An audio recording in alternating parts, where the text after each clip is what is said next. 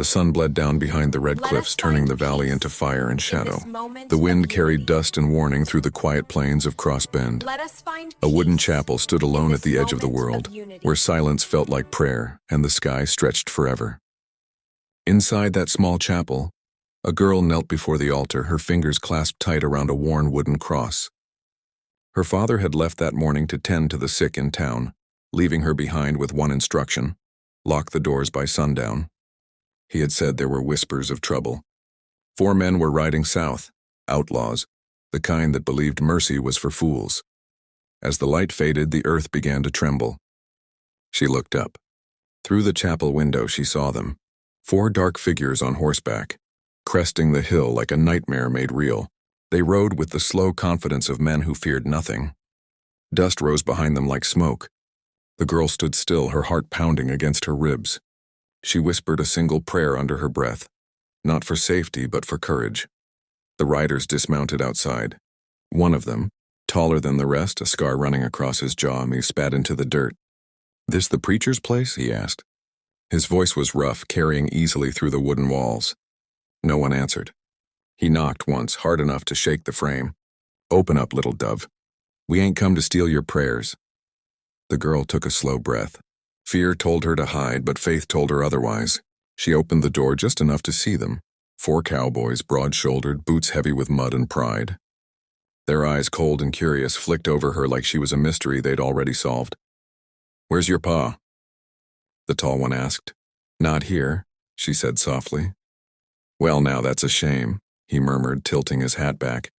"We came for a word with the man of God. Guess you'll do for now." She didn't flinch. "If you came for salvation," she said, voice trembling but steady, "you're standing in the right place." The men laughed, a deep rolling sound that made the candles shiver. One of them, younger but crueler in the eyes, leaned on the doorframe. "Salvation? We passed that up miles ago, sweetheart." "Maybe you didn't," she said. "Maybe you just stopped listening." The tall one's grin faded. Something in her calm unsettled him. "Your old man's been preaching against us," he said.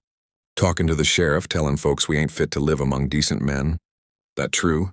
"My father preaches the truth," she said simply. "The truth," the man echoed, his tone dry as desert wind. "Funny how the truth always gets a man killed in these parts." The girl's knuckles turned white around the cross, but she didn't step back. "Then I hope he dies telling it," she said.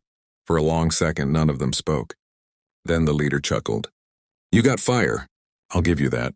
He turned to his men. "Let's rest here a while. Storm's brewing." Dark clouds had gathered over the ridge, swallowing the last of the sun. Rain began to fall, slow and steady, tapping against the roof like soft drums. The men pushed inside without asking. Boots tracked mud across the chapel floor. The air thickened with tension and thunder. "This is a house of the Lord," she said. "You'll leave it the way you found it." The leader turned slowly. "Darlin', the Lord's been gone from this land a long time." "Then maybe he's waiting for someone to call him back," she replied. A flash of lightning split the window.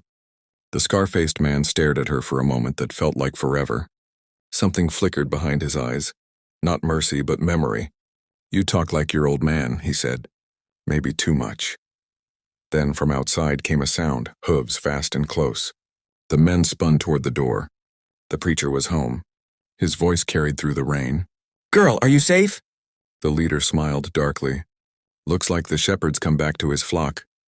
The preacher burst in, soaked and wild-eyed. His gaze locked on the men, then on his daughter standing firm at the altar. He lifted his Bible, not as a book but as a shield. "You'll not touch her," he said. The leader raised his hands lazily. "Easy, preacher. We ain't here for harm. Just a message." "What message?" "The railroad's coming through this valley," he said. "You're standing in the way of progress. My boss don't like obstacles. He sent us to make sure you understand that." "This land belongs to God," the preacher replied. "No," the outlaw said quietly. "It belongs to whoever takes it." Thunder cracked again. The girl's voice rose clear and sharp as glass. "You think power makes you right.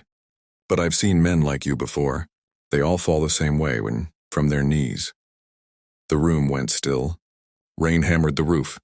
The leader stared at her and then tipped his hat almost respectfully. Maybe there's still a bit of heaven in this dust bowl after all, he said. We'll leave the preacher his sermons. For now. They walked out into the storm, boots splashing in the mud, their shadows fading into the lightning. When they were gone, silence returned, broken only by the crackle of rain on wood. The preacher turned to his daughter. You stood your ground, she nodded. They weren't devils, Pa, just lost men, he sighed. Lost men can burn a town to ash. Then we'll build it back, she said. He looked at her. This quiet, steadfast soul who'd faced 4 armed men without lifting a hand, and saw the strength of faith made flesh. You got your mother's courage, he whispered. Outside, the storm began to fade. But somewhere beyond the hills, the outlaws rode on, plodding, waiting for dawn.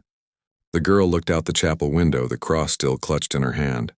This ain't over, she murmured to herself. Not yet. The wind sighed through the valley like a warning. Tomorrow the plains would wake to a calm sky, but she knew better. Trouble always rode back.